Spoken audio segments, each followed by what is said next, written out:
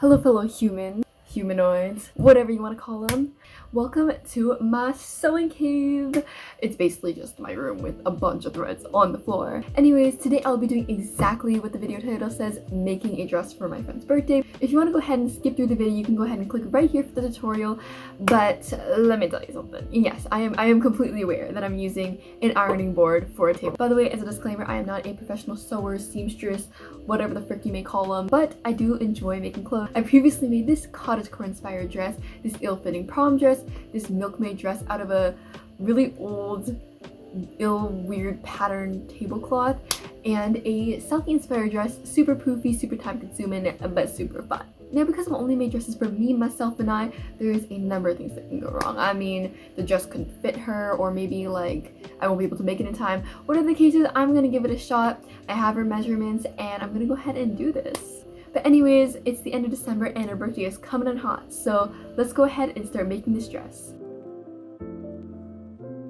For the planning, I made an Excel sheet full of her measurements. My biggest concern was the dress not fitting her, so I went ahead and made a full list of that, converted it into centimeters, did all that jazz, so I was super prepared to make this dress. Now for the dress design, I've been recently more into puffy style dresses, but I didn't want to go too outright crazy because when is she gonna wear a puffy dress? Like, I have no clue. So I went ahead and went for a super classic style dress. I really liked the sweetheart neckline of this dress, but I didn't like how they did the straps with the bows, and I didn't really like how they pleated the skirt. So this is my final sketch. So I went ahead and took the sweetheart neckline from the dress we've seen before, and I decided to do a kind of crisscross strap effect, which I will show you guys how to do later. And then I went ahead and decided to do a full circle skirt. Now originally I wanted to do a kind of 3/4 or half circle skirt. It's really up to you, but I wanted to do a full circle skirt for like the maximum flowiness. And I'll show you guys how to calculate your own size for the circle skirt later, and I'll also leave a link below to a circle skirt calculator. Hey guys! So my sister is gonna be driving, taking the wheel today, hopefully not killing us. It is currently snowing and I'm super ready to buy Jenny's fabric. Basically I'm looking for dark colors mainly because that's what she likes. Fabricland had a ton of options, but we decided to go with this purple mauve fabric. Even though it was a little bit more pricey, it felt much higher quality and it had that kind of texture that I liked. Jenny mentioned that adjustable straps would be a great idea, so I decided to buy the materials to do so. Little did I know that the adjustable straps took a little too long to arrive, and let's just say rip that idea. But if you do want to go ahead and make adjustable straps, I'll link what I bought in the description box below, because I did end up buying those adjustable straps and making them for future dresses. To start making our bodice, we first need to cut out all of our pieces. For the top bodice, we will need 2 center front bodice pieces, 4 side front pieces, 4 side back bodice pieces, and 4 back bodice pieces. Half of these pieces will be used for the lining and the other half will be used for the shell fabric. Also, for your center front bodice piece, make sure you're cutting the piece along the fold of the fabric so your actual piece will be double the size of our pattern piece. Now for our lower bodice pieces, we will need 2 lower front bodice pieces and 4 lower back bodice pieces. Again, make sure whenever you're cutting the lower front bodice, place it on the fold of the fabric so your piece is double the size of what is shown on the screen. On a real note, this is not my bodice pattern. This is one I got from a website called Mood Fabrics, and no, this is not sponsored. I totally wish. But if you guys want to go ahead and check out their website, they have a ton of free patterns if you guys are interested in sewing, new to sewing, intermediate, whatever the case may be. They have patterns for pretty much everyone, and I will have the pattern that I used as well as many more patterns such as their website linked down below in the description box. So if you're interested in sewing, don't forget to check that out. First, we're going to take our center front bodice piece and place it pretty side to pretty side against the side front piece. Then I just pinned it down and sewed along this edge as seen here. From there, you will need to sew on your side back bodice piece pretty side to pretty side against your side front piece. Now add your back bodice piece the same way we did all the other pieces, by putting it pretty side to pretty side against the side back bodice. To complete the top of your bodice, repeat these exact same steps while on the other side of your bodice piece. So now you should have a long symmetrical piece that looks like this. Now to make the lower part of your bodice, you will need your 2 lower front and your 4 back bodice pieces that we cut out earlier. Place a lower back bodice piece against a lower front piece and make sure to place them pretty side against pretty side. Then pin and sew it in place and repeat the exact same step on the other side of the lower front piece. So now you should have a lower front piece and 2 lower back bodice pieces to each side. To attach the top and lower parts of our bodice, I laid out the top bodice piece and pinned the bottom pieces on top, good side to good side. After sewing this all down, make sure you repeat these exact same steps with your lining fabric. So now we should have 2 identical bodice pieces. To make the straps of the dress, I cut out a very long strip of fabric. There's not really a particular size you need, just make sure that the width that you're cutting is at least double the size of your strap because we need to leave room for seam allowance. Take the long strip of fabric and fold it in half lengthwise. Also, when you're folding it, make sure you face your pretty sides together because we're going to be loop turning this later.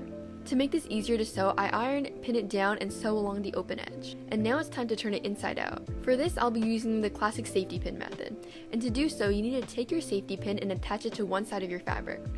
When you're doing so, make sure you're only grabbing one layer of fabric from one side of your strap. Now thread your safety pin into that long piece of fabric and keep on wiggling the safety pin until it comes out the other end. Now that our strap is done, to make it look crispier, I went ahead and ironed it.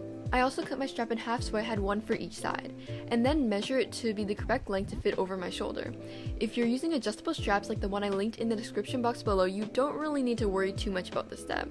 But if you're making the dress without the adjustable straps, it is crucial that you make sure you measure and cut your straps to the perfect length. So to attach the straps to our bodice, first lay our lining pieces on top of our shell fabric, good side to good side. To attach the straps, we want to make sure we insert them so they're sandwiched between our 2 bodice pieces.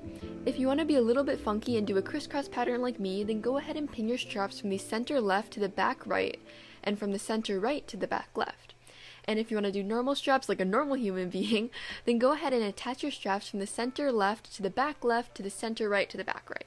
Now you want to sew all along the top edge, and when you flip it inside out, it should look something like this. Optionally, you can also sew the bottom edge to your bodice where we will attach the skirt later. Now it is officially skirt time.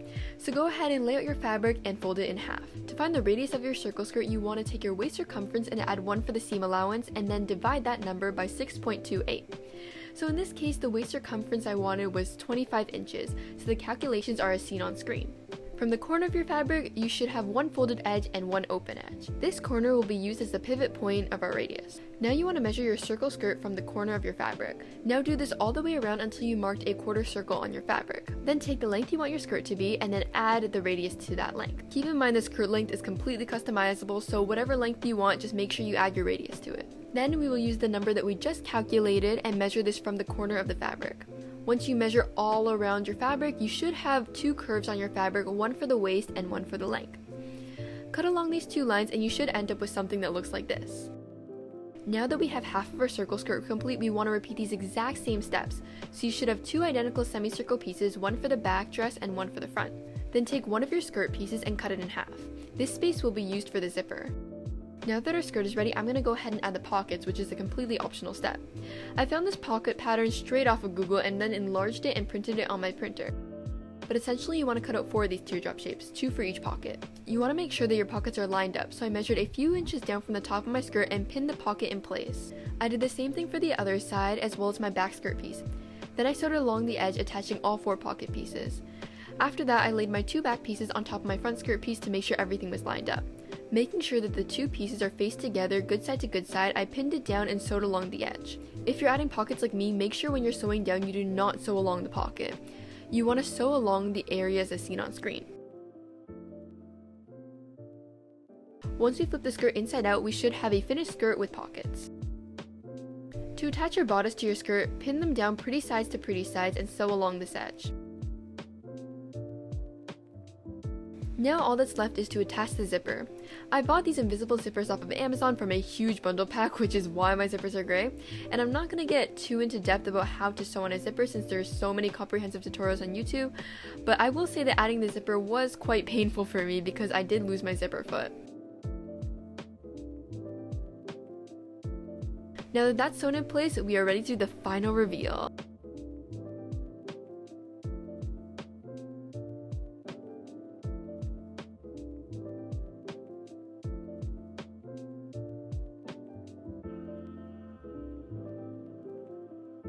I hope you guys really enjoyed this despite my awful camera quality, and thank you for watching. See you next time.